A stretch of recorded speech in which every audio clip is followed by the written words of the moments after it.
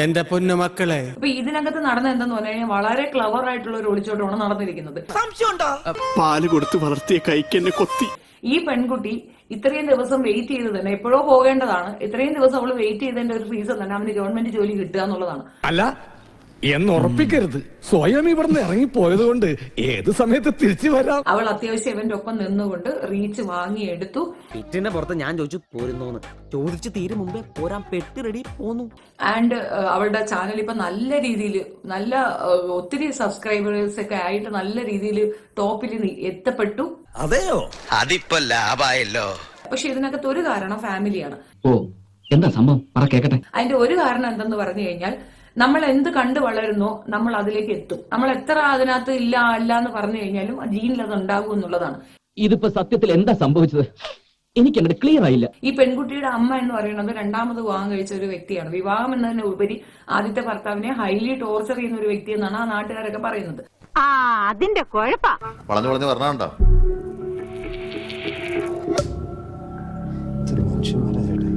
പക്ഷെ മകളുടെ വിവാഹത്തിന് ഈ രണ്ട് അച്ഛന്മാരും ഉണ്ടായിരുന്നു. വളത്തച്ഛനും സ്വന്തം അച്ഛനും പെറ്റച്ഛനും ഒക്കെ ഉണ്ടായിരുന്നു. How many mummies and daddies do you have?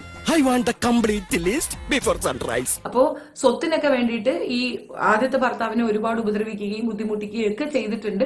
അതൊക്കെ വളരെ നോർമലൈസ് ചെയ്ത് മകളുടെ മുന്നിൽ അവതരിപ്പിക്കുകയും മകൾ അത് അങ്ങനെ കണ്ടു വളരുകയും ചെയ്തിട്ടുണ്ട്.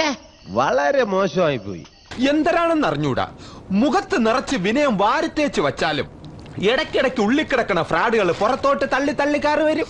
അതുകൊണ്ട് തന്നെ മകൾക്ക് ഇങ്ങനെ ഒരു വ്യക്തിയോട് ഇങ്ങനെ ചെയ്താൽ അയാൾക്ക് എത്രത്തോളം ഹേർട്ട് ആകുമെന്നുള്ള ബോധമില്ല. അഴുക്കപ്പെണ്ണ്, അഴുക്കെന്ന് പറഞ്ഞാൽ വെറും അഴുക്ക, തന്തയേക്കാ മോശം. അതുകൊണ്ടാണ് അവൾ ഇത്ര ഈസി ആയിട്ട് ആ പയ്യനെ പറ്റിച്ചിട്ടുള്ളത്. അത് തന്തയില്ലെന്നെ തരം ഒരിച്ചിരി നന്ദി കാണിക്കണം. ഈ വിഷയത്തിൽ എന്താന്ന് പറഞ്ഞു കഴിഞ്ഞാല് ആ പെൺകുട്ടി ചെയ്തത് പരിപൂർണമായും തെറ്റായ ഒരു കാര്യമാണ്. ഒരിക്കലും അക്സെപ്റ്റ് ചെയ്യാൻ പറ്റാത്ത ഒരു കാര്യമാണ്. അത് പിന്നെ തെളിയിക്കപ്പെട്ടിട്ടുള്ള ശാസ്ത്രശാഖയാണല്ലോ. മറ്റൊരാളോട് പ്രണയം തോന്നാം, ഇവന്റെ പ്രോബ്ലം കൊണ്ടായിരിക്കാം. ഇനി ഇവൾ പറയുന്ന കണക്ക് അവന് മറ്റു പെണ്ണുങ്ങളുമായിട്ട് ബന്ധമുണ്ടെന്ന് പറയുന്നത് അതൊരു നല്ല പോയിന്റ് ആണ്. ഒന്നിൽ കൂടുതൽ പെണ്ണുങ്ങൾ ഉണ്ടെന്ന് പറയുന്നത് നല്ലതാണെന്ന് വിചാരിക്കും. കാരണം അവ ഏബിൾ ആണല്ലോ. എങ്ങനെയുണ്ട് എന്റെ ബുദ്ധി? മനോഹരം, ഗംഭീരം. ഫ്യൂച്ചറിൽ എന്ത് സംഭവിക്കും എന്നുള്ളതൊക്കെ റിസ്ക് എടുക്കാൻ തയ്യാറായിട്ടായിരിക്കും അവളെ കൊണ്ട് പോയിട്ടുണ്ടാവുക. നല്ല ചെലവുള്ള കേസാണത്. അത്യാവശ്യം നമ്മൾ കണ്ട ഒരു ഫോട്ടോ ഒന്നും അല്ല പുള്ളിക്കാരൻ. അത്യാവശ്യം സ്മാർട്ടാണ്. ഇവന്റെ കറക്കിയിടാനുള്ള സംഗതികൾ ഉണ്ട് എന്നുള്ളതാണ്. ഇത് നിങ്ങൾ അവന്റെ കഥകൾ കേൾക്കണം. കഥകൾ കേട്ടാൽ നിങ്ങൾ ഇതൊന്നും അല്ല. പക്ഷെ ഈ നമ്മുടെ അഖിലിന്റെ ഭാഗത്തുള്ള ഒരു ഇതെന്തെന്ന് പറഞ്ഞു കഴിഞ്ഞാൽ പൂർണ്ണമായും ഭാര്യയെ വിശ്വസിച്ചു അവൾക്ക് വേണ്ടിയിട്ട് നിലകൊണ്ടു. അതിൽ ഞാൻ ഇന്ന് ഖേദിക്കുന്നു. ഞാൻ വിചാരിച്ച പോലെ അല്ല നീ. അതൊക്കെ മേലെ മേലെ ഇപ്പോഴുള്ള ഒരു അവളെ പഠിക്കാൻ കൊണ്ട് ഏർപ്പാടാക്കി കൊടുത്തു. അതിന് ബസ് റെഡിയാക്കി കൊടുത്തു. എടാ നന്ദി വേണോടാ നന്ദി. ആ രണ്ടക്ഷരത്തിന്റെ അർത്ഥം നിനക്ക് അറിയോ? ഇല്ല. ഇപ്പൊ ആരൊക്കെ ഒന്ന് കമന്റ് ഇട്ടിട്ടുണ്ടായിരുന്നു അവൾക്ക് ഫോർച്യൂണറൊക്കെ വാങ്ങിച്ചു കൊടുത്തു. ഒരു ഫോർച്യൂണർ വാങ്ങിക്കുന്നതിന് പകരം ഒരു ആൾട്ടോ കാർ എടുത്ത് കൊടുത്ത് പോയിട്ട് വാന്ന് പറഞ്ഞെങ്കിൽ മര്യാദയ്ക്ക് പോയിട്ട് തിരിച്ച് വീട്ടിൽ വന്നിട്ടുണ്ടാവുമായിരുന്നു. ബസ്സിലൊക്കെ വിട്ടപ്പോഴത്തേക്കാണ് അവന്റെ ബസ് ഓടിക്കുന്ന ഒരു മികവും കാര്യങ്ങളും ഒക്കെ കണ്ടിട്ട് അതിനകത്തേക്ക് പോയി അങ്ങ് കമന്ന് വീണു കൊടുത്തു. 80 കിലോമീറ്റർ സ്പീഡില് പടച്ചോനെ നിങ്ങൾ കാത്തോളീന്ന് പറഞ്ഞൊരു പോക്കുണ്ട്. ആ പോക്ക് കണ്ട ഏത് പെണ്ണിനും പ്രേമം തോന്നി പോവും മോനെ. കുറച്ച് സോഫ്റ്റ് ആയിട്ട് ഇടപെടുകയും നമ്മളെ കെയർ ചെയ്യുകയൊക്കെ ചെയ്യുന്ന കെയറേട്ടന്മാരെ ഇഷ്ടപ്പെടുന്ന ഒരു കാലഘട്ടമാണ് നമുക്കുള്ളത്. എന്റെ കയ്യിൽ അവനെ കിട്ടിയേ ഞാൻ അവനെ അരിഞ്ഞ് മുളകിട്ട് അങ്ങനെ തിന്നിടോ. കഷ്ടായി പോയി. അത് കൊടുത്തത് അയാളായിരിക്കാം. ആൻഡ് അവളുടെ ഒരു ലെവൽ ഓഫ് തിങ്കിങ്ങിലുള്ള ഒരു മനുഷ്യനായിരിക്കാം. ജോലി സെറ്റായ ശേഷമാണ് അവൾ ഇറങ്ങിപ്പോയിട്ടുള്ളത്. ഞാനൊരു പാവല്ലേ, എന്നെ കൊണ്ട് അതിനല്ലേ പറ്റൂ.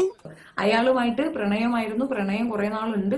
അതിനുശേഷം അവന് ജോലി കിട്ടാൻ വേണ്ടി വെയിറ്റ് ചെയ്താണ്. നീ വെസ്പ സ്കൂട്ടർ ഓടിക്കേണ്ട പ്രായത്തിൽ ബെൻസ് ലോഡ് ഓടിച്ച ശരിയായില്ല. അതൊക്കെ ഒരു സ്പോർട്സ്മാൻ സ്പിരിറ്റ്. എന്ത് സ്പോർട്സ്മാൻ സ്പിരിറ്റ് ആയാലും സംഗതി ഇതല്ലടാ പീസ്. PSCയുടെ ഇപ്പോഴത്തെ ഫൈറ്റിങ്ങിലാണെന്നുണ്ടെങ്കിൽ പെട്ടെന്ന് ജോലി ശരിയായി ഗവൺമെന്റ് ജോലി കിട്ടിയിട്ടുണ്ട്. സോ അവന്റെ ഒപ്പം പോകുന്നതാണ് സേഫ് എന്ന് തോന്നിയിട്ടുണ്ട്. ചെറുക്കന്റെ സ്വഭാവമൊക്കെ അന്വേഷിച്ചിട്ട് പോരെ കല്യാണം. ഇല്ല പരമശിവ അയാളെ ഇരുത്തിക്കൊണ്ട് ഇങ്ങനെ ഒരു ചതി ചെയ്താൽ ഈ ചതി നാളെ നിനക്കും കിട്ടും. കർമ്മ നിന്നെ നന്നായിട്ട് ഉപദ്രവിക്കും.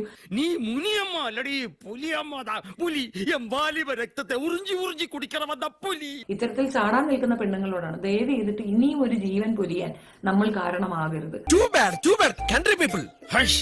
സൊസൈറ്റി അവനെ വല്ലാണ്ട് മോശമായിട്ട് പറയും. അപ്പൊ അതൊക്കെ വലിയ ട്രബിളാണ്. ഈ പെണ്ണുങ്ങൾ ഇങ്ങനെ തുടങ്ങി എന്താ ചെയ്യണല്ലേ? അങ്ങനെ നിങ്ങൾ ചെയ്യാതിരിക്കും. മറ്റൊരാളെ നഷ്ടപ്പെടുത്തി നമുക്ക് എന്തെങ്കിലും നേടണമെന്ന് ചിന്തിക്കുന്നതിന് പകരം വളരെ സൂപ്പറായിട്ട് ഇത് തീർക്കാമായിരുന്നേ ഉള്ളൂ. ആരോട് ഇതിങ്ങനെ എത്ര വട്ടം പറഞ്ഞു? ഇനി ഞാനിവിടെ നിന്ന് ഡയലോഗ് പറഞ്ഞ കരഞ്ഞു പോകും. ഉസ്മാനെ രക്ഷപ്പെട്ടോ.